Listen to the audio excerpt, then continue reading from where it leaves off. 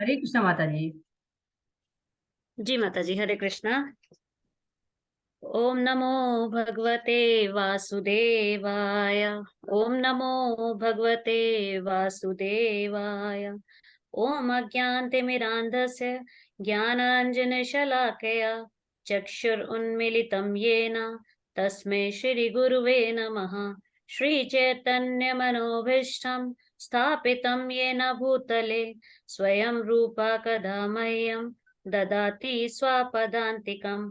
वन्देऽहं श्रीगुरु श्रीयुक्तपदकमलं श्रीगुरून् वैष्णवश्च श्रीरूपं साग्रजातं सहगण रघुनाथं वितं तं सजीवं साद्वैतं साधवधूतं प्रजन्यसहितं कृष्णचैतन्यदेवं श्रीराधा कृष्णपादान् सहगण ललिता श्रीविशाखावितंश्च।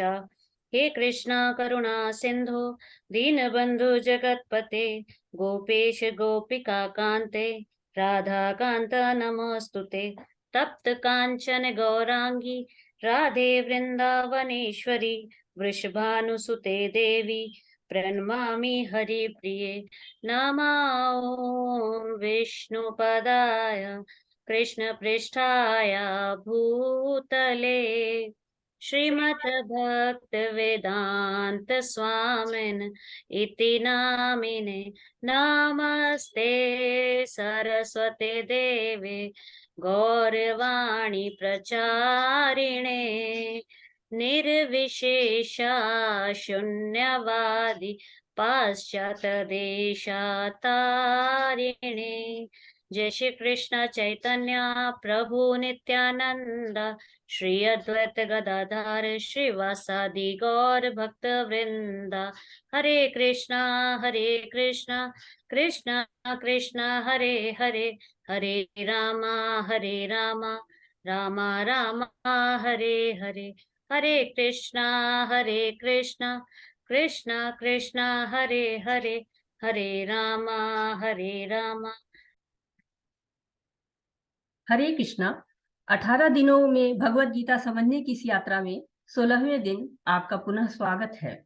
आज की इस यात्रा के प्रत्येक शब्द को मैं हमारे पूज्य गुरु श्री प्रभुपाद जी को, राधा गोविंद मंदिर के अध्यक्ष नमो निष्ठादास प्रभु जी को तथा अपने समस्त शिक्षा गुरुओं को समर्पित करती हूँ।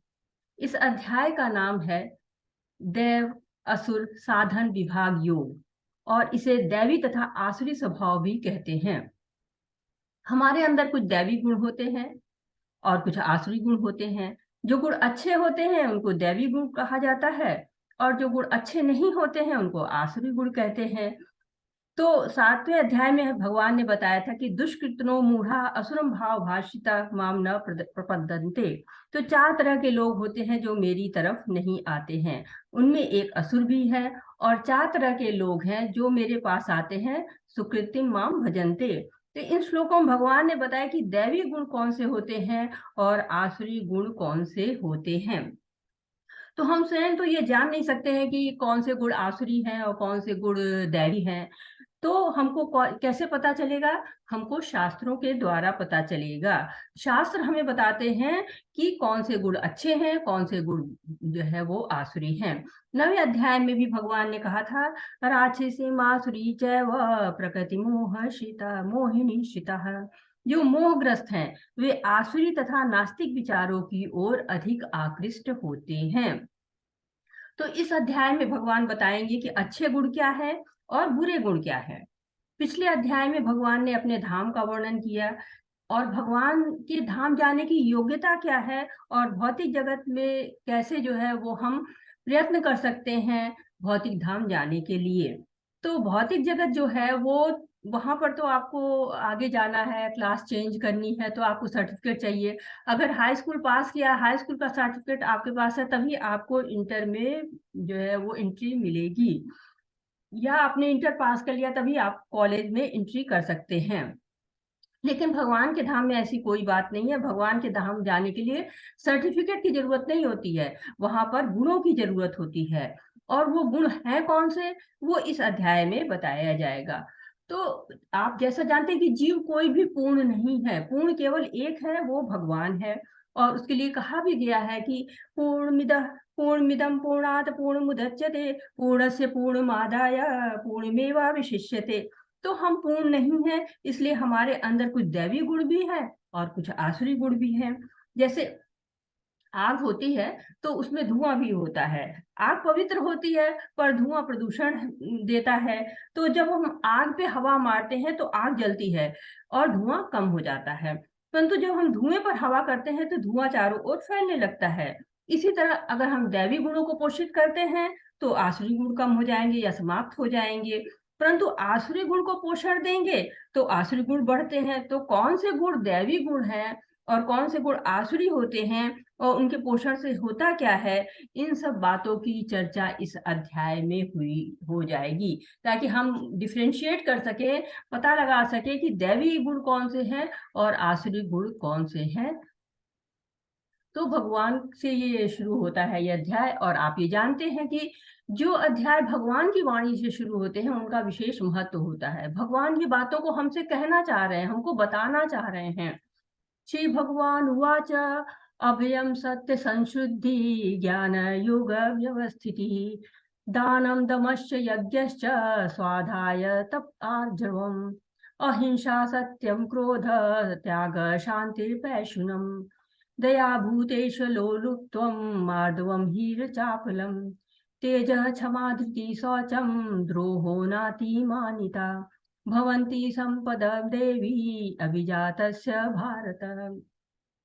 भगवान ने कहा, भरतपुत्र, निर्भयता, आत्मशुद्धि, आध्यात्मिक ज्ञान का अनुशीलन, दान, आत्मसंयम, यज्ञ परायणता, वेदाध्ययन, तपस्या, सरलता, अहिंसा, सत्यता, क्रोध विहीनता, त्याग, शांति, छिद्रान्वेषण में अरुचि, समस्त जीवों पर करुणा, लोभ विहीनता, भद्रता, लज्जा, संकल्प, तेज, क्षमा, धैर्य, पवित्रता, ईर्ष्या तथा सम्मान की अभिलाषा से मुक्ति, ये सारे दिव्य गुण हैं जो दैवी प्रकृति से संपन्न दैवतुल्य पुरुषों में पाए जाते हैं।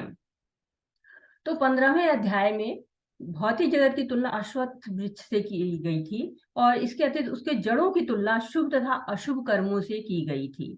तो शास्त्रों के अनुसार जो कार्य मुक्ति पथ के लिए सतोगुण में किए जाते हैं उनको दैवी प्रकृति का, तथा जो रजोगुण और तमोगुण में रहकर कार्य किए जाते हैं उन्हें आसुरी प्रकृति के कार्य कहे जाते हैं। तो यहाँ पर दैवी गुण बताए गए हैं, इनसे हम अपने आप को चेक कर सकते हैं कि हमारे अंदर दैवी गुणों की कितनी प्रधानता है। ये गुण भक्ति के लिए योग्यता के रूप में जाने जाते हैं, जैसे निर्भयता। तो जब हम भगवान की शरण ले लेंगे उसी समय निर्भयता आ जाएगी। जब हम जान जाएंगे कि हमारे साथ भगवान है तो वो हमारी रक्षा करेंगे, तो हम अपने आप से ही निर्भय हो जाएंगे। प्रहलाद महाराज जो थे वो निर्भीक थे। क्यों? क्योंकि उनको हर जगह भगवान दिखते थे। उनके पिता ने उनको तरह तरह के कष्ट दिए पर उन्होंने भक्ति को नहीं छोड़ा। आत्मशुद्धि, भगवान की भक्ति करते करते भक्त अपने आप से ही शुद्ध हो जाता है।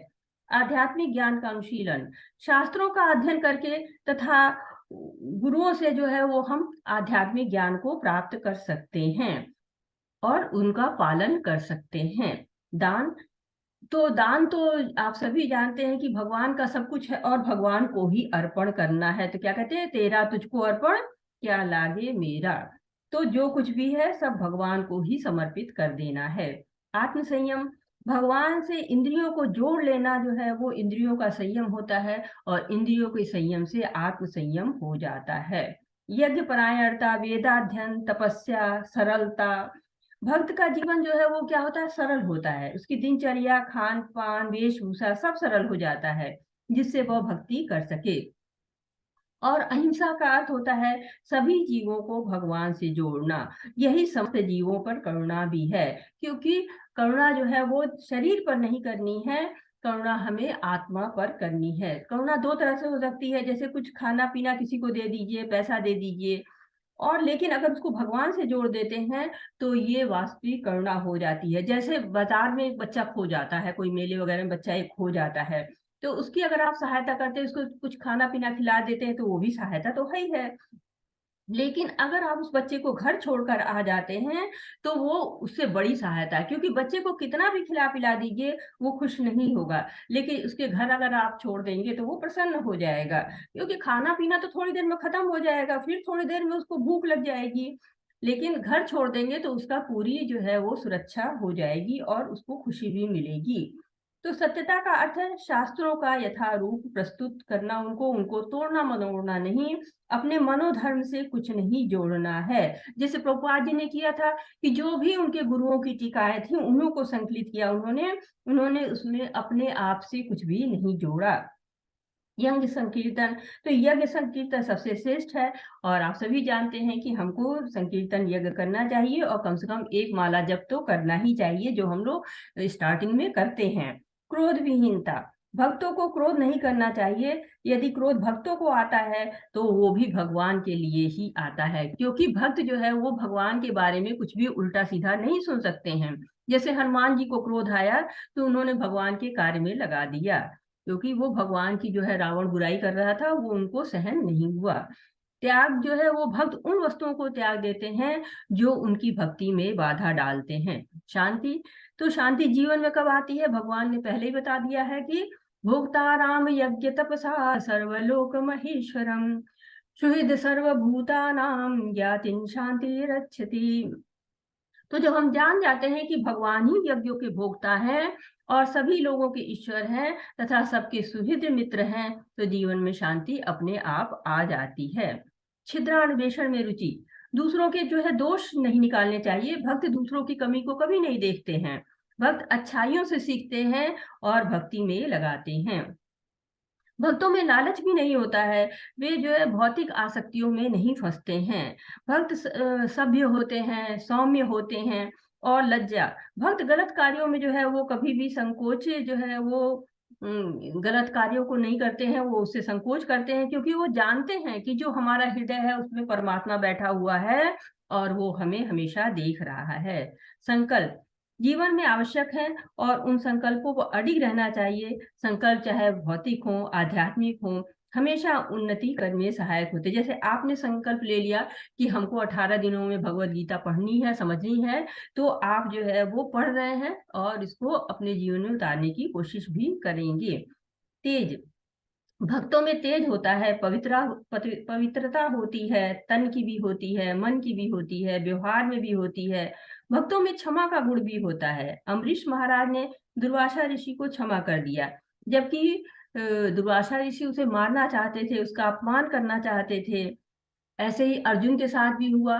अर्जुन के साथ कौरवों ने बहुत बुरा किया, उसके बाद भी अर्जुन उनको क्षमा कर देना चाहते थे। धैर्य, भक्तों में धैर्य की जो है बहुत आवश्यकता होती है, क्योंकि भक्ति करते करते कहीं पर उत्साह में कमी ना आ जाए, तो हमारे अंदर जो संस्कार होते हैं उसमें कभी कभी रुचि में कमी आती है, उस समय धैर्य की आवश्यकता होती है, जिससे भक्ति रुकने ना पाए। हो सकता है कि अभी भक्ति में उत्साह ना आए, कभी भगवान के नाम में नहीं आता है, कभी भगवान के काम में नहीं आता है, लेकिन क्यों नहीं आता है? क्योंकि हमारे अंदर संस्कारों की परत जमी हुई है। लेकिन जैसे दवा है कि उसको तब तक खाना पड़ता है जब तक बीमारी खत्म न हो जाए, वैसे ही हमें भगवान का नाम तब तक लेना पड़ता है, उनके प्रेम तब तक करना पड़ता है जब तक कि हमें उसमें रुचि आना शुरू न हो जाए। जैसे घर बहुत गंदा है तो ज्यादा धूल जमी है, आप क्या करते हैं, जैसे ही उसको साफ करने का प्रयास करते हैं तो ढेर सारी धूल उड़ती है और वो इधर उधर फैलती है, लेकिन धीरे धीरे क्लीन करते करते सब कुछ साफ हो जाता है। तो उसी तरह से हमें क्या करना है, सफाई करनी रहनी है। पवित्रता तन की भी होती है और मन की भी होती है। तन की स्वच्छता हम स्नान कर लेते हैं तो ठीक हो जाते हैं, साफ हो जाते हैं, लेकिन मन की जो स्वच्छता है वो भक्ति से आती है। चेतो दर्पण मार्जनम, चैतन्य महाप्रभु जी ने कहा कि अपने जो आपका चित्त का दर्पण है उसको साफ चमकाते रहिए। ईर्ष्या, भगवान का भक्त कभी भी ईर्ष्या नहीं करता है और उन्हें सम्मान की भी भूख नहीं होती है। तो ये 26 गुण हैं जिसमें होते हैं वो भगवत धाम जाने के योग्य हो जाते। तो ये दैवी गुण हैं जो भगवान ने बताए हैं। प्रभुपाद जी क्या कहते हैं? प्रभुपाद जी कहते हैं कि छंद 16 के पहले से तीसरे में उल्लेखित ये सभी 26 गुण पारलौकिक हैं। वर्णाश्रम धर्म के अनुसार इनका आचरण होना चाहिए, उन्हें सामाजिक और व्यवसाय की विभिन्न स्थितियों के अनुसार विकसित किया जाना चाहिए। उद्देश्य यह है कि भले ही भौतिक स्थितियां दयनीय हों, यदि इन गुणों का अभ्यास पुरुषों के सभी वर्गों द्वारा किया जाए तो धीरे धीरे पारलौकिक बोध के उच्चतम मंच तक उठना संभव है।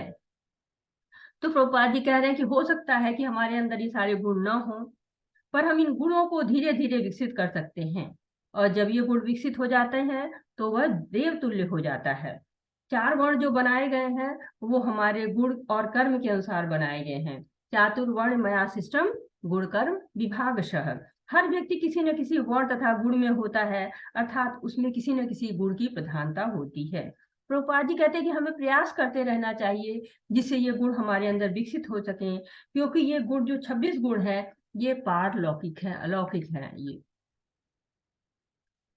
अगला श्लोक कह रहा है, दंभो दर्पोऽभिमानश्च क्रोध पारुष्यमेव च अज्ञानम च अभिजातस्य पार्थ संपद आसुरीम। हे पितापुत्र, दंभ, दर्प, अभिमान, क्रोध, कठोरता तथा अज्ञान ये सारे आसुरी स्वभाव वाले के गुण हैं। तो अभी आपने पढ़ा कि जो है वो दैवी गुणों के बारे में भगवान ने बताया था। अब आसुरी गुणों के बारे में बता रहे हैं। तो ये आसुरी गुण है दंभ, दर्प, अभिमान, क्रोध, कठोरता और अज्ञान।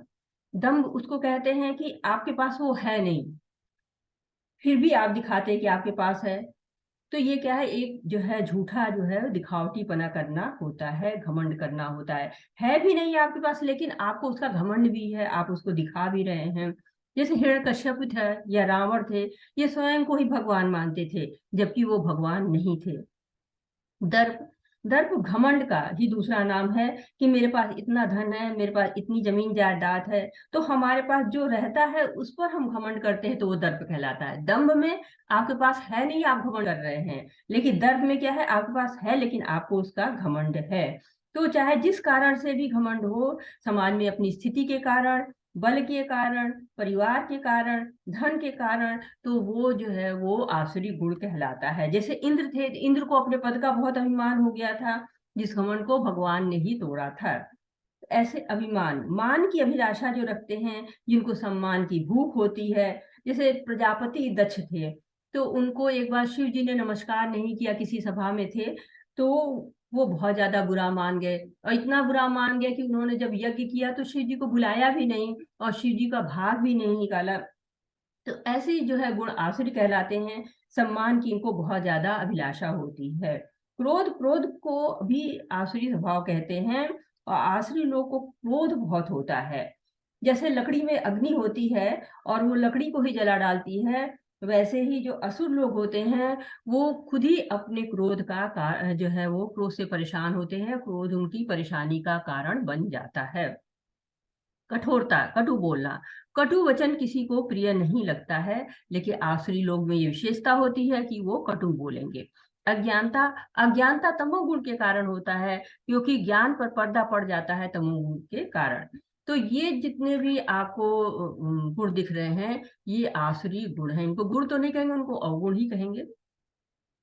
ये श्लोक कह रहा है, देवी संपदि मोक्षाय निबंधाय आसुरी मता मासु च संपदम देवी अभिजातो असि पांडव। दिव्य गुण मोक्ष के लिए अनुकूल है और आसुरी गुण बंधन दिलाने के लिए हैं। हे पांडुपुत्र, तुम चिंता मत करो, क्योंकि तुम दैवी गुणों से युक्त होकर जन्मे हो। तो क्या बता रहे हैं कि दिव्य गुण भगवान के धाम को ले जाते हैं और आसुरी गुण इसी पृथ्वी लोक पर ही रहने का कारण बनते हैं। तथा भगवान अर्जुन को कह रहे हैं कि तुम चिंता मत करो, क्योंकि तुम दैवी गुणों से युक्त होकर जन्मे हो।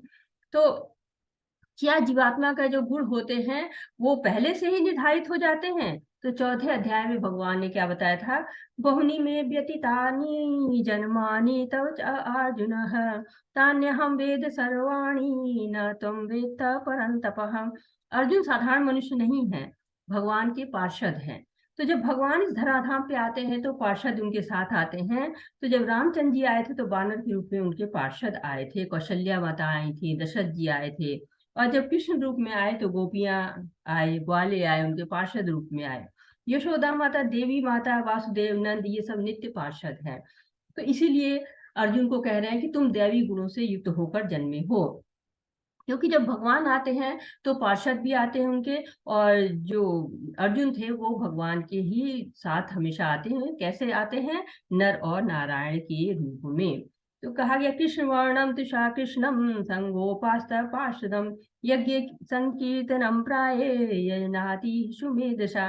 तो भगवान हमेशा अपने पार्षदों के साथ आते हैं, और जो अर्जुन है वो हमेशा भगवान की लीला के साथ रहते हैं, और उनको हम नर नारायण के रूप में भी जानते हैं। दो भूत सर्गो लोके अस्मिन् दैव आसुर एव च देवो विस्तरशः प्रोक्त आसुरम पार्थ मे शृणु। हे पितापुत्र, इस संसार में सृजित प्राणी दो प्रकार के हैं, दैवी तथा आसुरी।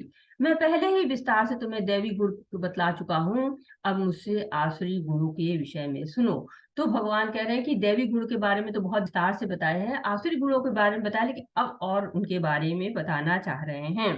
तो भगवान कह रहे हैं इस संसार में जीव की दो श्रेणियां हैं, एक दैवी गुणों से युक्त होती हैं और दूसरी आसुरी गुणों से युक्त होती हैं। तो भगवान दैवी गुणों के बारे में बताया, 26 गुणों के बारे में विस्तार से बता दिया उन्होंने। और आसुरी गुण कौन कौन से हैं, वो हमें कैसे बंधन में बांधते हैं। तो जो शास्त्र के अनुसार जो कार्य करता है वो दैवी गुणों के अनुसार कार्य करता है, जो शास्त्रों के विपरीत कार्य करता है वो आसुरी गुणों के हिसाब से कार्य करता है। तो अब भगवान और ज्यादा बताना चाह रहे हैं। प्रवृत्ति च निर्वृत्ति च जनाना विदुरासुरा न शौचम नापि चाचारो न सत्यम तेषु विद्यते। जो आसुरी हैं वे यह नहीं जानते कि क्या करना चाहिए और क्या नहीं करना चाहिए। उनमें न तो पवित्रता, न उचित आचरण, न ही सत्य पाया जाता है। तो यहाँ पर प्रवृत्ति के बारे में कहा जा रहा है। प्रवृत्ति का मतलब क्या करना चाहिए, और निवृत्ति का मतलब है कि क्या नहीं करना चाहिए। जो आप लोग के आज की भाषा में कहते हैं डूज एंड डोंट्स, मतलब क्या करें और क्या ना करें। तो यहाँ पर उनके बारे में चर्चा हो रही है।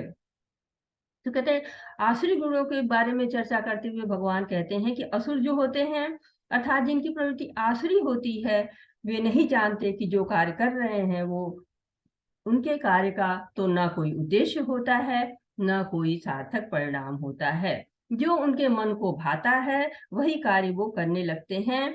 इनमें से कुछ लोग ऐसे होते हैं जिनको ज्ञान ही नहीं होता है कि हमको क्या करना चाहिए और क्या नहीं करना चाहिए, और कुछ ऐसे होते हैं जो जानते हुए भी नहीं करना चाहते हैं, इससे वो गलत कार्य में लिप्त हो जाते हैं। मन के अधीन होने से वो गलत कार्य कर भी डालते हैं। जैसे मन कह रहा है कि सुबह उठो, लेकिन सुबह उठना लाभदायक होता है, पर जो है वो उनको रात देर तक जागना है, और देर रात तक जगने के कारण उनकी दूसरे दिन की जो दिनचर्या होती है वो प्रभावित हो जाती है। दूसरी बात है कि पवित्रता जो है वो बाहर और भीतर दोनों की हो सकती है। तो हो सकता है कि वो नहा धो के खूब अच्छे अच्छे कपड़े पहन लें, और लेकिन उनके भीतर अशुद्धि रहती है, क्योंकि उनकी आत्मा में पवित्रता नहीं होती है। और पवित्रता नहीं होगी तो आचरण भी उनका पवित्र नहीं होगा। कभी कभी उनका आचरण उचित प्रतीत भी होता है, पर उसके पीछे होता है क्या है कि कोई न कोई भौतिक स्वार्थ छिपा होता है, सत्य का अभाव होता है। इस तरह उनमें जिन गुणों की प्रधानता होती है ऐसे लोगों को आसुरी कहा जाता है। और ये लोग सुख आराम के पीछे बहुत भागते हैं, और अपने स्वार्थ के पीछे भी बहुत भागते हैं। ये आसुरी स्वभाव के होते हैं। इसके कारण ये शास्त्रों की भी बात नहीं सुनते हैं, यदि सुनते भी हैं तो समझना नहीं चाहते हैं। भगवत गीता के 15वें अध्याय में कहा गया था, यतन्तो योगिश्चैनम यतन्तो योगिश्चैनम पश्यन्ति आत्मनि अवस्थितम यतन्तो अति अकृत आत्मना नैनम पश्यन्त चेतसः। आत्म साक्षात्कार को प्राप्त प्रयत्नशील योगी जन यह सब स्पष्ट रूप से देख सकते हैं, लेकिन जिनके मन विकसित नहीं है वे प्रयत्न करके भी यह नहीं देख पाते कि क्या हो रहा है। यहाँ पर दैवी गुणों के बजाय आसुरी गुण पर निर्भर होते जाते हैं, उनका जो है वो क्या विचार हो जाता है, इसके बारे में बात करते हैं भगवान। असत्यम प्रतिष्ठम ते जगदाहुरिन ईश्वरम अपरस्पर संभूतम की मन्यत काम है तुकम। वे कहते हैं कि ये जगत मिथ्या है, इसका कोई आधार नहीं है, और इसका नियमन किसी ईश्वर के द्वारा नहीं होता है। उनका कहना है कि यह कामेच्छा से उत्पन्न होता है, और काम के अतिरिक्त कोई अन्य कारण नहीं है।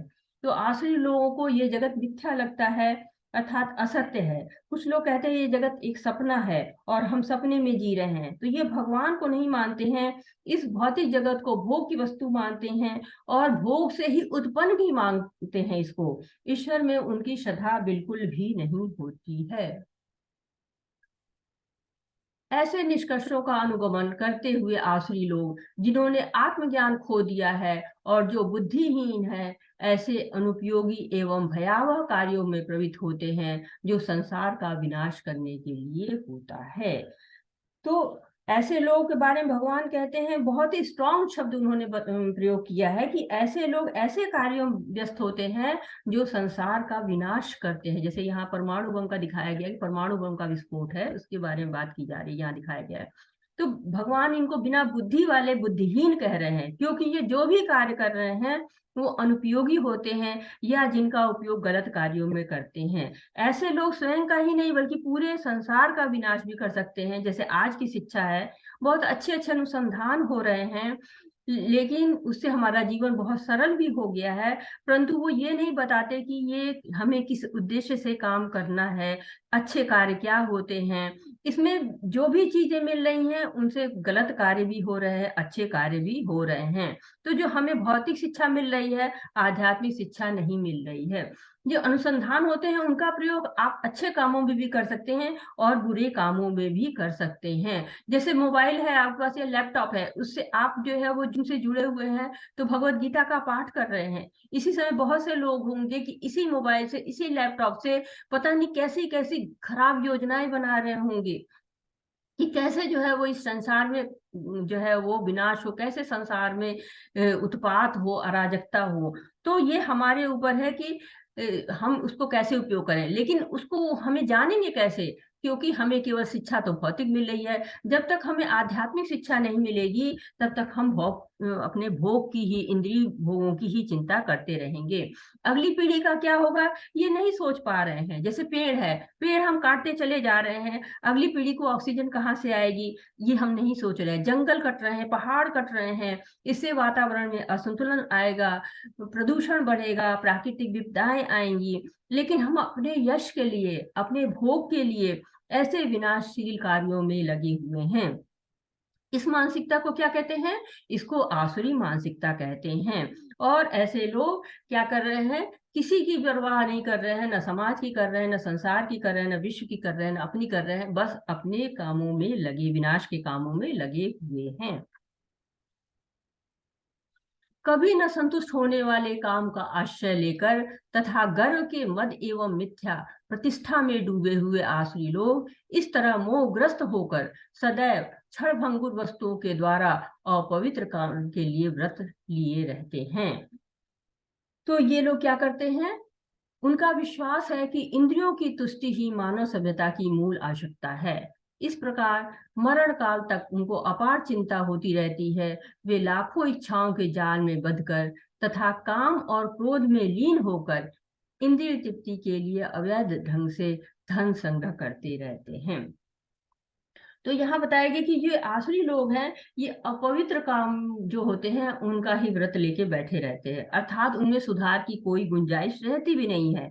उनकी इच्छाएं जो होती हैं, जो भौतिक इच्छाएं होती हैं, वो कभी समाप्ति नहीं होती, उनकी संतुष्टि भोगों से होती भी नहीं है। इसलिए वो भौतिक जीवन में भोगों को जुटाने में ही लगे रहते हैं, हमेशा घमंड में, झूठी प्रतिष्ठा में लगे रहते हैं। जैसे रावण था, तो रावण को अपनी बुद्धि और बल पे बहुत अभिमान था। उसके भाई विभीषण ने उसको समझाया, उनकी पत्नी ने समझाया, सबने समझाया, लेकिन वो नहीं माना। भगवान के पार्षदों ने, अंगद और हनुमान ने भी समझाया और स्वयं भगवान ने भी समझाया, लेकिन उसने किसी की एक नहीं सुनी। इसी तरह दुर्योधन को भीष्म ने समझाया, भीष्म पितामह ने, गुरु द्रोणाचार्य ने समझाया, यहाँ तक कि भगवान स्वयं शांति दूत बन के उनके पास गए थे, परंतु उन्होंने किसी की भी नहीं सुनी। तो जो आसुरी लोग होते हैं उनका यही स्वभाव होता है, वो अपने आगे किसी की भी नहीं सुनते हैं, भगवान की भी नहीं सुनते हैं और स्वयं को ही भगवान मानना शुरू कर देते हैं। कुछ लोग तो ऐसे भी हो जाते हैं। तो इंद्रिय तृप्ति के लिए सब लोग जो है वो सभी लोग नहीं बल्कि कुछ लोग क्या करते हैं कि इंद्रिय तृप्ति को ही सब कुछ मान लेते हैं और पूर्ण जीवन जो है वो उनका कैसा था उसको सोचते सोचते वो और ज्यादा जो है कि हमें उस समय कमी थी इस चीज की, और ज्यादा चाहिए और ज्यादा चाहिए, किसी चीज की कमी ना होने पाए, वो सारे साधनों को जुटाने में लगे रहते हैं। और इसके लिए क्या करना पड़ता है, उनको कठिन परिश्रम करना पड़ता है। तो एक छोटी सी कहानी है कि जब द्वापर युग समाप्त होने का था और कलयुग आने वाला था, तो परीक्षित उस समय राजा कर रहे थे। पूरे विश्व में परीक्षित जो है वो उनका राज्य था, और परीक्षित राज ऋषि थे। उनको मतलब राजा भी थे और ऋषि भी थे, वो भक्त थे। और कलयुग आने को था, वो आना चाह रहा था लेकिन आ नहीं पा रहा था। कारण ये था कि कलयुग बहुत प्रयास कर रहा था, लेकिन परीक्षित से उसका युद्ध भी होता है, परंतु वो जीत नहीं पाता है। तो क्या होता है कि परीक्षित के शरणागत हो जाता है, कि कहता है कि मुझे शरण दीजिए। अब जो है राजा का कर्तव्य होता है कि अगर कोई इससे शरण मांग रहा है तो उसकी रक्षा करना, उसको शरण देना उसका कर्तव्य हो जाता है। और जैसे कि सतयुग आया, फिर त्रेता युग आया, फिर द्वापर आया, तो कलयुग को भी तो आना ही था। पर परीक्षित महाराज के कारण वो आ नहीं पा रहा था। तो राजा ने कहा कि तुम कहाँ पर शरण चाहते हो। उसने शरण मांगी तो राजा ने पूछा कहाँ पर शरण चाहते हो, तो कलयुग ने कहा कि मुझे 4 जगह शरण चाहिए। तो धर्म के 4 स्तंभ होते हैं, सत्य, दया, तप और शौच। शौच का अर्थ होता है पवित्रता। तो कलयुग जो है वो सोचता है कि इस 4 स्तंभ को अगर मैं शरण ले लूं, इसको नष्ट कर दूं, तो मेरा आना आसान हो जाएगा। तो वो ऐसी जगह चुनता है जहां से ये धर्म नष्ट हो जाए। तो पहला वो चुनता है अवैध संबंधों में। कहते कि जो अवैध संबंध, कहते हैं कि जो शादी से अलग जो संबंध होते हैं, इतर संबंध होते हैं, उनको अवैध संबंध कहते हैं। तो अवैध संबंधों के कारण क्या होता है, पवित्रता नष्ट होती है। तो धर्म का एक स्तंभ उसने तोड़ा कि यदि संबंधों का आधार ही गलत हो जाएगा तो पवित्रता समाप्त हो जाएगी। फिर दूसरा उसने चुना जुआ। जहां जुआ लोग खेलते हैं वहां पर जो है कलयुग ने शरण ले ली। तो जुए के कारण सत्य का नाश होता है। जो जुए खेलते हैं वो लोग जनरली झूठ बोलते हैं, वहां झूठ बहुत पनपता है। नशा, नशा करने वाला कभी तप कर ही नहीं सकता है, क्योंकि उसका शरीर उसका साथ देगा ही नहीं। तपस्या के लिए मजबूत शरीर चाहिए। और तप का अर्थ होता है तपाना, स्वयं को तपाना। तो जब तक मजबूत शरीर नहीं होगा तब तक वो तपा नहीं सकता। तो उसका शरीर भी मजबूत होना चाहिए, मन भी मजबूत होना चाहिए, तब कोई तपस्या कर सकता है। दया, तो दया जो है वो दया भाव, कोई मांसाहार करेगा तो दया भाव की उससे उम्मीद ही नहीं करनी चाहिए। क्योंकि जब किसी को आप काट के खा गए हो तो आपकी दया रही कहाँ गई। जब आप जो है वो किसी भी जानवर को मार के खा रहे हो तो दया की बात तो हो ही नहीं सकती है वहां पे। तो कलयुग का प्रभाव इन चारों जगहों पे पाया जाता था, परंतु अब क्या है, अब हर जगह ही ये प्रभाव आ गया है। तो कलयुग ने धर्म के चारों स्तंभ पर वार कर दिया है, और हम देख रहे हैं कि जल्द ही धर्म का नाश भी हो सकता है। परंतु भगवान कलयुग से भी बड़े हैं। उन्होंने भगवत प्राप्ति की विधि को सरल बता दिया। सुखदेव गोस्वामी से परीक्षित महाराज पूछते हैं कि जब कलयुग इस तरह धर्म का नाश करता रहेगा तो कलयुग के लोगों का उद्धार कैसे होगा। तो सुखदेव गोस्वामी जी कहते हैं कि कलयुग में चाहे लाख बुराइयां हों, परंतु कलयुग में एक अच्छा गुण है कि कलयुग में केवल नाम लेने से ही लोगों का उद्धार हो जाएगा। कलयुग में ध्यान करना मुश्किल होगा, बड़े बड़े यज्ञ तप करना कठिन होगा, लेकिन भगवान के नाम का सिमरन तो कर ही सकते हैं, और उन्हें उतना ही फल मिलेगा जितना कि सतयुग में ध्यान करने से मिलता है, त्रेता युग में तप करने से मिलता है, और द्वापर में अर्च विग्रह की सेवा करने से। इसलिए बड़े बड़े ऋषि मुनि भी कलयुग में आना चाहते हैं, क्योंकि केवल नाम संकीर्तन से ही भगवान की प्राप्ति हो जाएगी। ऐसा कौन कह रहा है, ऐसा शास्त्र कह रहे हैं, क्योंकि हम शास्त्रों की वाणी को ही मानते हैं, इसलिए शास्त्र की बात को ही मानते हैं। तो वहां कलि संतरणों उपनिषद में कहते हैं कि हरे रामा रामा रामा हरे हरे, हरे कृष्णा कृष्णा कृष्णा हरे हरे, इति षोडशकम नाम नामा कलि कल्मष नाशनम नाथ परस्तरोपय सर्वे देशु दृश्यते। कि यही जो 16 जो है वो 16 अक्षरों का जो नाम है, यही कलयुग के कल्मष का नाश करने वाला है। इसके अलावा कोई दूसरा उपाय नहीं है। मैंने सारे वेदों को छान के देख लिया। इसी तरह बृहन्नारदी पुराण कहता है केवल 16 अक्षरों का नाम ही कलयुग के कल्मष को नाश कर सकता है। हरे नाम हरे नाम हरे नाम हरे नाम केवलम कलौ नास्ते नास्ते नास्ते गति अन्यथा। तो कलयुग में जो है वो सारे जो है कल्मष का नाश हरि का नाम ही लेगा। ऐसे ही जो है कहा गया है कि श्रुति स्मृति पुराणादि पंचराति विधिम बिना एकांत की हरे भक्ति उत्पाये व कल्पते। उपनिषद पुराण नारद पंचरात्र जैसे प्रामाणिक शस्त्रों की अवहेलना उत्पातकारी हो सकती है। ये श्रील रूप गोस्वामी जी कह रहे हैं कि हमको इनकी बात माननी चाहिए। और भागवतम में भी कहा गया है कि हितोधायम विष्णु तेतम यजते मखई द्वापरे परिचारयम कलौ न हरि कीर्तनम। तो हरि का कीर्तन कलयुग में बहुत ही आवश्यक है और ये सारे कल्मश का नाश करने वाला है। विष्णु पुराण कहता है कि नाम चिंतामणि कृष्ण चैतन्य रस विग्रह नित्य शुद्धो नित्य मुक्तो भिन्नतम नाम नामिना। तो जो भगवान का नाम है और भगवान में कोई भी अंतर नहीं है, इसलिए कलयुग में नाम ही आधार है। कलयुग में नाम का आधार लेकर लोग भवसागर को पार कर सकते हैं। और ये केवल कहने की बात नहीं है, इसको प्रभुपाद जी ने अमेरिका में सिद्ध करके दिखा दिया कि जो हिप्पी लोग थे वो इन चारों कार्यों में व्यस्त थे, लेकिन प्रभुपाद जी ने उनको भगवान के नाम से परिचय कराया और धीरे धीरे वो भक्त बन गए और उन्होंने उन सब आदतों को छोड़ दिया। लेकिन प्रभुपाद जी को इसके लिए बहुत अधिक परिश्रम करना पड़ा। तो जो शास्त्रों में लिखा है वो असंभव नहीं है। बहुत लोग सोचते हैं कि शास्त्रों में तो कुछ भी लिख देते हैं, कहाँ तक इसको पालन करें, लेकिन प्रभुपाद जी ने उसको प्रैक्टिकल करके सिद्ध किया। तो ऐसा हो सकता है। कलयुग में भगवान नाम के आश्रय को चुनिए और भगवान के नाम का संकीर्तन करिए, इसके अतिरिक्त कोई और उपाय नहीं है। और जो कह रहा है कि उसको बढ़ाना, जो आप लोग कर रहे हैं अगर माला का जप, तो उसको बढ़ा सकते हैं और भी। और अगर आपको जितना आप कर रहे हैं उसमें स्थिर रहिए, उस संकल्प को छोड़िए मत। और जो नहीं किए हैं वो लोग कम से कम एक माला को आरंभ कर दीजिए और उसकी अनुभूति देखिए। ये प्रैक्टिकल है, भगवान के नाम में कितनी शक्ति है ये आप प्रैक्टिकल करके देख सकते हैं। इसके लिए कोई आपको मतलब थ्योरिटिकल का ज्ञान नहीं है, ये प्रैक्टिकल ज्ञान है। तो 13, 14, 15 श्लोक में क्या कहा गया है, भगवान क्या कहते हैं। आश्रित व्यक्ति सोचता है कि आज मेरे पास इतना धन है और अपनी योजनाओं से मैं और अधिक धन कमाऊंगा, और इस समय मेरे पास इतना है किंतु भविष्य में यह बढ़कर और अधिक हो जाएगा। वह मेरा शत्रु है और मैंने उसे मार दिया और मेरे अन्य शत्रु भी मार दिए जाएंगे। मैं सभी वस्तुओं का स्वामी हूँ, मैं भोगता हूँ, मैं सिद्ध शक्तिमान तथा सुखी हूँ, मैं सबसे धनी व्यक्ति हूँ, मेरे आसपास मेरे कुलीन संबंधी हैं, कोई अन्य मेरे समान शक्तिमान तथा सुखी नहीं है। मैं यज्ञ करूंगा, दान दूंगा और इस तरह आनंद मनाऊंगा। इस प्रकार ऐसे व्यक्ति अज्ञानवश मोहग्रस्त होते रहते हैं।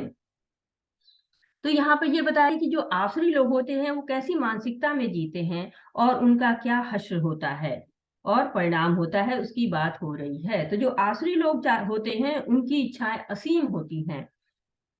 असीम का अर्थ है कि उसकी कोई सीमा होती ही नहीं है। धन कमाना है तो कितना कमाना है और कहाँ पर जो है वो संतुष्ट होना है, वो ये जानते ही नहीं है। वो योजनाएं बनाते रहते हैं और धन आए और संपत्ति बढ़ जाए, इसके कारण वो भूल जाते हैं कि वो किस मार्ग को अपना रहे हैं। वो जो मार्ग अपना रहे हैं वो उचित भी है कि नहीं, वो अनुचित है, ये वो नहीं सोचते। धन कहाँ से आ रहा है, क्यों आ रहा है, जो भी उनके रास्ते में आता है उसे अपना शत्रु समझने लगते हैं और स्वयं को श्रेष्ठ समझने लगते हैं। यदि कोई अच्छा कर्म करता है तो उसका उद्देश्य केवल स्वयं को आनंद देने का होता है, भगवान की सेवा करने का भी नहीं होता है। तो इस तरह जो जीवन व्यतीत करता है वो कभी संतुष्ट नहीं होता है और अंत में क्या होता है कि माया मिलाना कृष्ण। जैसे हिरण्यकश्यप का यहाँ चित्र दिया गया है कि हिरण्यकश्यप ने ब्रह्मा जी से तप करके वरदान प्राप्त किया, पृथ्वी पर राज किया, फिर देवलोक पर राज किया, फिर विष्णु के वैकुंठ लोक भी चले गए, वहां भी चाहते थे राज्य करना, पर देवी गुणों के न होने के कारण वो केवल हमेशा योजना ही बनाते रहे, योजना ही बनाते रहे और अंत उनका क्या हुआ आप सब जानते हैं। तो आज के समय में बहुत कंपटीशन है, बहुत जो है वो प्रतिस्पर्धा है। स्कूल में बच्चों में नंबर की प्रतिस्पर्धा है, ऑफिस में जो है वो कुलीग लोगों से प्रतिस्पर्धा है। लेकिन ये प्रतिस्पर्धा तक तो ठीक रहता है, वहां तक तो सही है, लेकिन जब वो ईर्ष्या में कब परिवर्तित हो जाता है वो आप भी नहीं जानते हैं। और ये ईर्ष्या कब आपको पाप कर्म की तरफ प्रेरित कर रही है ये भी नहीं समझ पाते हैं। और गलत कार्य करने से भी जो है वो ऐसा व्यक्ति गुरेज नहीं करता है, और दलदल में फंसता चला जाता है। कंस थे, कंस ने कृष्ण को मारने के लिए कितने तरह की जो है वो योजनाएं बनाई और अंत में स्वयं ही जान से हाथ धो बैठे। जबकि कंस अपने आप को सबसे ज्यादा बलवान और बुद्धिमान वाला समझते थे। ईश्वरो अहम भोगी सिद्धो अहम बलवान सुखी। तो ऐसे लोग क्या कहते हैं, आसुरी होते हैं, स्वयं को ही भोगी मानते हैं और स्वयं को ही सिद्ध मानते हैं और स्वयं को ही बलवान और सुखी मानते हैं। आसुरी व्यक्ति सोचते हैं कि केवल मेरे पास हो और लोग मर जाए, मैं ही केवल बचा रहूं, मैं ही इसको भोगूं। तो कहते हैं बिल्लियों में ऐसी प्रवृत्ति होती है, वो चाहती है कि और बिल्लियां मर जाएं तो मैं सारा खाना खा जाऊं। ऐसा ही आसुरी लोग को भी लगता है कि और लोग न बचें, ये बस मेरे परिवार के लोग हो, मेरे सगे संबंधी हो, वही संपन्न हो। मतलब वो सोचता है कि मैं बहुत ज्यादा धनी हूँ, संपन्न हूँ, मेरे पास बहुत बल है, बहुत अच्छा परिवार है, लेकिन मैं जो है वो सबसे सुरक्षित हूँ और सब लोग बेकार हैं, ऐसा वो सोचता है। जैसे रावण सोचता था कि मेरे भाई बहुत बलवान है, मेरे बेटे बहुत बलशाली हैं, लेकिन जब युद्ध होता है तो परिणाम में क्या होता है, रावण का ही नहीं बल्कि उसके पूरे परिवार का नाश हो जाता है। केवल बचता कौन है, एक भगवान के भक्त विभीषण। तो मारे कृष्ण राखे के, राखे कृष्ण मारे के, कृष्ण के अतिरिक्त कोई नहीं बचा सकता है और कृष्ण जिसको बचाना चाहे उसको कोई भी नहीं मार सकता है। तो आश्रित व्यक्ति दान करते हैं, यज्ञ करते हैं, ऐसा नहीं कि वो नहीं करते हैं, तब करते हैं, लेकिन सबके पीछे उनका जो है वो उद्देश्य होता है कि मैं इसका भोग भोगूं। वो पुण्य कर्म करते हैं इसलिए कि इसके कर्म फल को भोगेंगे, भगवान को प्राप्त करना उनका उद्देश्य नहीं होता है, वहां भी उनका उद्देश्य भोग करना ही होता है। अनेक चित्त विभ्रांता मोह जाल समावृता प्रासक्ता काम भोगेशु पतंती नरकेशु च। इस प्रकार अनेक चिंताओं से उद्विग्न होकर तथा मोह जाल में बंधकर वे इंद्रिय भोग में अत्यधिक आसक्त हो जाते हैं और नरक में गिरते हैं। अब इस तरह की मानसिकता का परिणाम क्या होता है कि ये इसका वर्णन यहाँ पर किया जा रहा है। आसुरी लोग धन एकत्रित करते हैं, योजनाएं बनाते हैं कि कैसे धन एकत्रित करके भोग करें और जो उनके रास्ते में आ जाए उसको समाप्त कर दें। प्रतिष्ठित और शक्तिशाली लोगों को अपने साथ जोड़ते हैं जिससे उनकी प्रतिष्ठा बनी रहे, वे सुरक्षित रहें, और अंत में जब शरीर त्यागने का समय आता है तो उनकी चिंताएं बढ़ जाती हैं। जब तक शरीर में बल था, शक्ति थी, तब तक उन्होंने भगवान के लिए कुछ नहीं किया, क्योंकि तब उन्होंने सोचा कि कोई जतन करके हम उच्च लोग तक पहुंच जाएंगे, उसके लिए भक्ति की क्या आवश्यकता है। जैसे रावण है, उसने सोचा था कि एक ऐसी सीढ़ी बनाऊंगा जो उच्च लोग तक जाती हो और उससे जाने के लिए किसी भी प्रकार का जो है वो भक्ति की, दैवी गुणों की आवश्यकता न हो। लेकिन आज भी लोग इस तरह के प्रयास करते रहते हैं, लगे रहते हैं कि हाँ कुछ ऐसा कर लूं जिससे मेरे को स्वर्ग ही मिले, नरक न मिले, और सारा समय गवा देते हैं और चिंता में घिर जाते हैं। और उनका अंत क्या होता है, अंत में वो नरक में जाते हैं या निम्न लोकों में जाते हैं, क्योंकि उन्होंने समय पर सोचा ही नहीं कि उनको क्या करना है, उचित कार्य नहीं किया उन्होंने। अहंकारम बलम दर्पम कामम क्रोधम च संशितः माम आत्म पर देहेशु प्रदिशंतो अभ्यसूर्य काम। मिथ्या अहंकार, बल, दर्प, काम तथा क्रोध से मोहित होकर आसुरी व्यक्ति अपने शरीर में तथा अन्यों के शरीर में स्थित भगवान से ईर्ष्या और वास्तविक धर्म की निंदा करने लगते हैं। तो आसुरी लोग न केवल लोगों से बल्कि भगवान से भी ईर्ष्या करने लगते हैं। आसुरी व्यक्ति की जब ईर्ष्या बढ़ने लगती है तो स्वयं को भगवान से भी बड़ा समझने लगता है, भगवान को भी भगवान नहीं मानता है। जैसे हिरण्यकश्यप प्रहलाद से हमेशा कहता है कि कहाँ है तेरे भगवान, वो भगवान को भी भगवान नहीं मानता है। इसी प्रकार शिशुपाल जी थे, वो भगवान से ईर्ष्या करते थे। जब युधिष्ठिर ने राजसूय यज्ञ किया तो भगवान को श्रेष्ठ पुरुष चुना गया और उनकी पूजा की गई, तो शिशुपाल को वो अच्छा नहीं लगा, उसने उन्हें श्रेष्ठ मानने से इनकार कर दिया। उसके दुख का कारण ये नहीं था कि उसे क्यों नहीं चुना गया, उसे दुख का कारण ये था कि कृष्ण को क्यों चुना गया। तो ये क्या थी, ये सरासर ईर्ष्या थी, वो कृष्ण से ईर्ष्या करता था। किसके अतिरिक्त कोई भी अगर जो है श्रेष्ठ चुना जाए तो उसको स्वीकार था। तो ये क्या है, ये भगवान से ईर्ष्या करना है, और इसके कारण वो भगवान को अपशब्द कहने लगा और अंत में मृत्यु को प्राप्त हुआ। जो लोग ईर्ष्यालु तथा क्रूर हैं और नराधम हैं उन्हें मैं निरंतर विभिन्न आसुरी योनियों में भव सागर में डालता रहता हूँ। तो भगवान के धाम में जाने के लिए हम तभी योग्य हो सकते हैं जब हम भगवान से प्रेम करें, और प्रेम सेवा से बढ़ता है। लेकिन यदि ईर्ष्यालु है, ईर्ष्या करते हैं, भगवान में विश्वास नहीं है, तो भगवान ऐसे लोगों को निम्न योनियों में स्थान देते हैं। आसुरी लोग भगवान को स्वीकार करें या न करें, ये इनका निजी फैसला है। तो शास्त्र के विरुद्ध कार्य करें या फिर अपने स्वयं के नियम बना लें, ये उनके हाथ में है। परंतु अगला जन्म वो उनके हाथ में नहीं है कि वो किस योनि में जन्म लेंगे, या ये निर्णय उनके पास नहीं है, वो ये निर्णय नहीं ले सकते। जैसे माता पिता है, वो हमसे प्रेम करते हैं, यदि हम उनसे ईर्ष्या करेंगे तो उनके साथ कैसे रह पाएंगे? नहीं रह पाएंगे, लड़ झगड़ के बाहर चले जाएंगे। वैसे ही ईर्ष्यालु लोग भगवान के साथ नहीं रह सकते, इसलिए भगवान उनको आसुरी योनियों में स्थान देते हैं। जब तक उनका प्रेम भगवान के लिए विकसित नहीं हो जाता, तब तक वो भगवान के धाम नहीं जा सकते हैं। हर जगह के हर परिवार के नियम होते हैं, और यदि आप उस नियम को मानते हैं तब तक ही आप वहां रह सकते हैं। वैसे ही आसुरी लोग जब तक नियम को मानने के लिए तैयार नहीं हो जाते, तब तक उन्हें भौतिक संसार में आना ही पड़ता है। हे कुंती पुत्र, ऐसे व्यक्ति आसुरी योनि में बारंबार जन्म ग्रहण करते हुए कभी भी मुझ तक नहीं पहुंच पाते। वे धीरे धीरे अत्यंत अधम गति को प्राप्त होते हैं। तो यहाँ पर बता रहे हैं भगवान कि जब तक आसुरी गुण रहते हैं तब तक भगवान के पास नहीं जाया जा सकता, और आसुरी गुण पर नियंत्रण करना बहुत ही कठिन होता है। वे बढ़ते ही जाते हैं और इसके कारण उनको अधम योनियां मिलती हैं। ये भगवान के बारे में नहीं जानना चाहते, भगवान की बातें इन्हें अच्छी भी नहीं लगती, इसलिए इनका उद्धार होना मुश्किल होता है। लेकिन कभी कभी ऐसा होता है कि अनजाने में ही कोई अच्छा कार्य इनसे हो जाता है और इनका उद्धार हो जाता है। इसको अज्ञात सूत्र कहते हैं। और बिना ज्ञात हुए, बिना ज्ञान के ही भगवान की भक्ति हो जाना, ऐसा जो है वो ऐसा भी होता है जैसे वाल्मीकि ने जो है मरा मरा बोल कर ही अपना कल्याण कर लिया। उनको राम राम बोलना ही नहीं आ रहा था, लेकिन मरा मरा कहकर उन्होंने भगवान की भक्ति को प्राप्त कर लिया। ऐसे अजामिल थे, उन्होंने अपने बच्चे का नाम नारायण रखा था, तो उन्होंने केवल भगवान के लिए नहीं कहा था, लेकिन नारायण बोलने से विष्णुदूत आ गए और उनका कल्याण हो गया। तो कभी कभी अनजाने में लोग भगवान के सामने हाथ जोड़ लेते हैं, या मन ही मन प्रणाम कर लेते हैं, अनजाने में परिक्रमा कर लेते हैं, तो फिर भी क्या होता है, उनका थोड़ा सा कल्याण हो जाता है। वो भगवान के नाम पे नहीं करते हैं परिक्रमा, या प्रसाद नहीं खाएंगे, लेकिन खाने के नाम पे खा लेंगे। तो ऐसे लोगों का उद्धार भी अज्ञान के द्वारा, कभी कभी अज्ञान में ही हो जाता है।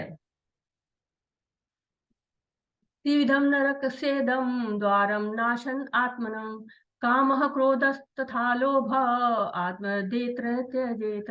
इस नरक के 3 द्वार हैं, काम, क्रोध और लोभ। प्रत्येक बुद्धिमान व्यक्ति को चाहिए कि इन्हें त्याग दे, क्योंकि इनसे आत्मा का पतन होता है।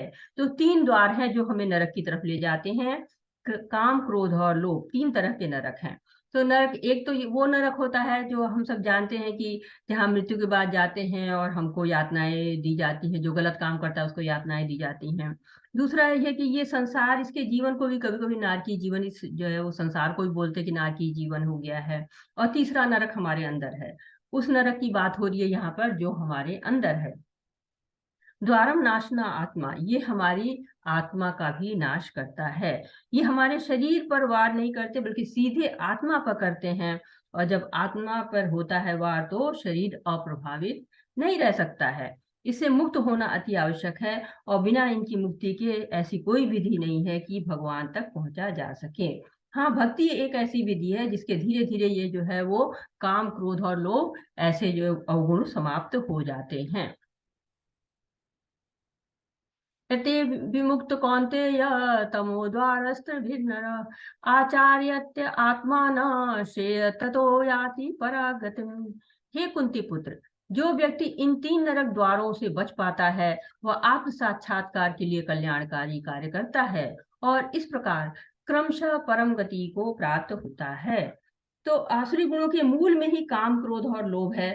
सारे अवगुण यहीं से आरंभ होते हैं। तो पहले हम कामना करते हैं, और जब कामनाओं की पूर्ति नहीं होती है तो क्रोध और लोभ आता है, और अन्य आसुरी गुणों को भी निमंत्रण देता है। तो इन्हें स्वयं से दूर रखना चाहिए, हमें सावधान रहना होगा, और अपने अंदर दैवी गुणों का विकास करना चाहिए, जिससे परम गति प्राप्त हो। अंततः हमारे जीवन का उद्देश्य भगवत धाम प्राप्त करना है और यही परम गति है। यह शास्त्र विधि असृज्य वर्तते कामकारतः, न स सिद्धिं वाप्नोति न सुखम न पराम गतिम। जो शास्त्रों के आदेशों की अवहेलना करता है और मनमाने ढंग से कार्य करता है, उससे न तो सिद्धि होती है, न सुख, न ही परम गति की प्राप्ति होती है। तो शास्त्र क्या है? शास्त्र भगवान की वाणी है, भगवान के नियामक हैं। और धर्म क्या है? धर्म तु साक्षात भगवत प्रणीतम।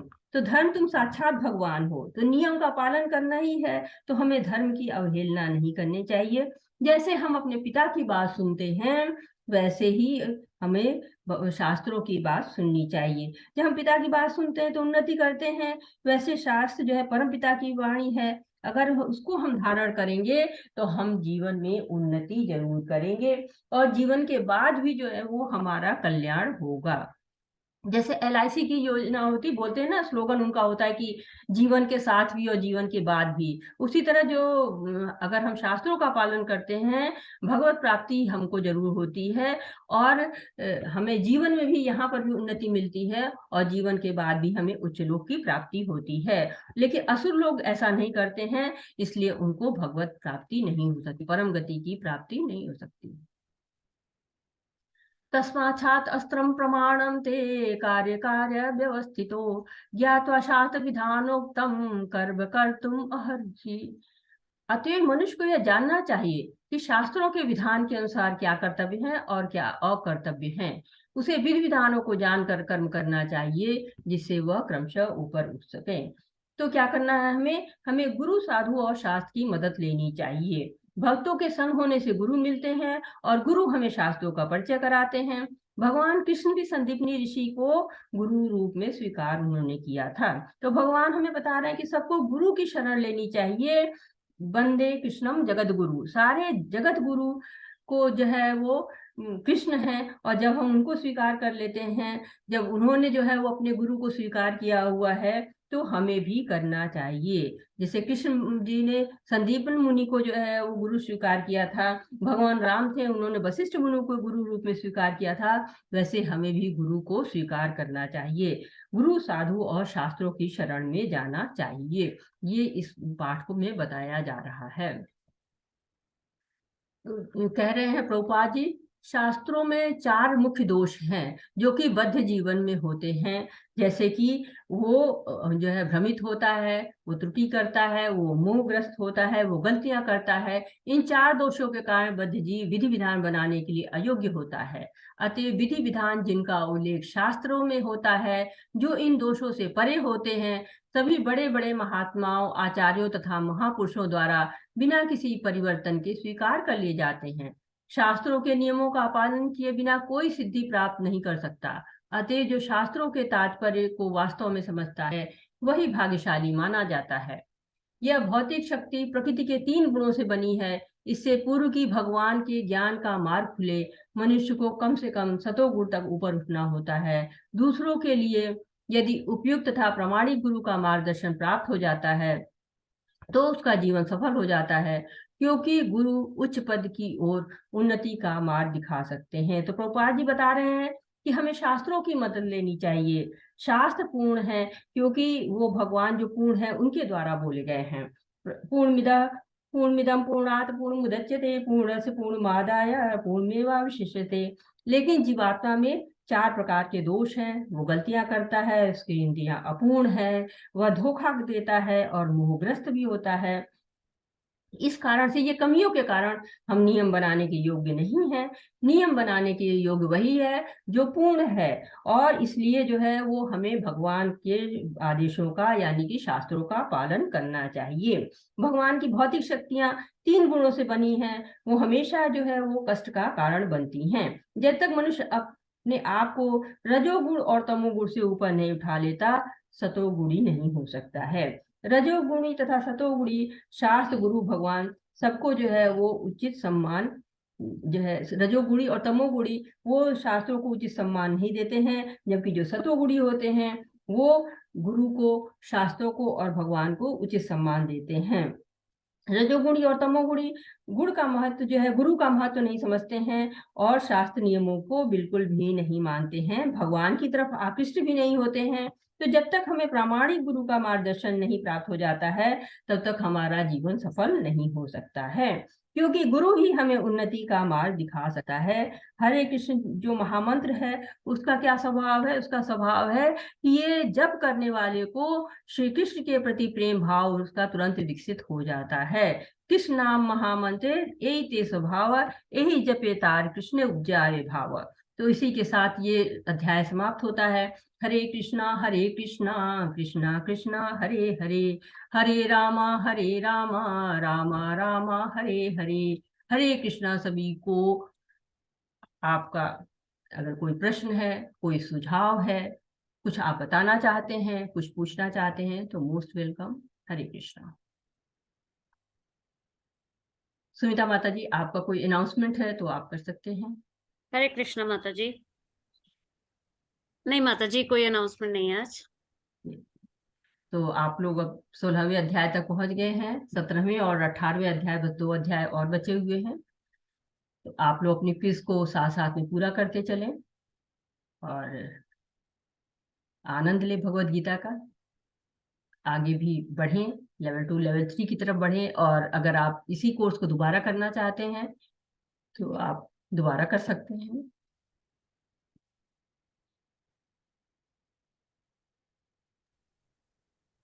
तो माता जी विदा ली जाए। जी माता जी, क्वेश्चन तो कोई भी नहीं है, चैट बॉक्स में भी नहीं है। ओके। वाछा कल्पद्रु वाछा कल्पद्रुम। हाँ माता जी, वैश्व मंत्र बोलेंगे आप? वाञ्छाकल्पतरुभ्यश्च कृपा सिन्धुभैव च पतितानां पावनेभ्यो वैष्णवेभ्यो नमो नमः। आनंद कोटि वैष्णव की जय, श्री प्रभुपाद की जय। हरे कृष्णा। हरे हरे कृष्णा कृष्ण। माता जी, हरे हरे कृष्णा सभी को। कृष्ण। हरे कृष्णा सभी को। सभी का बहुत बहुत धन्यवाद इतने शांति से सुनने के लिए और ग्रहण करने के लिए। हरे कृष्णा। धन्यवाद।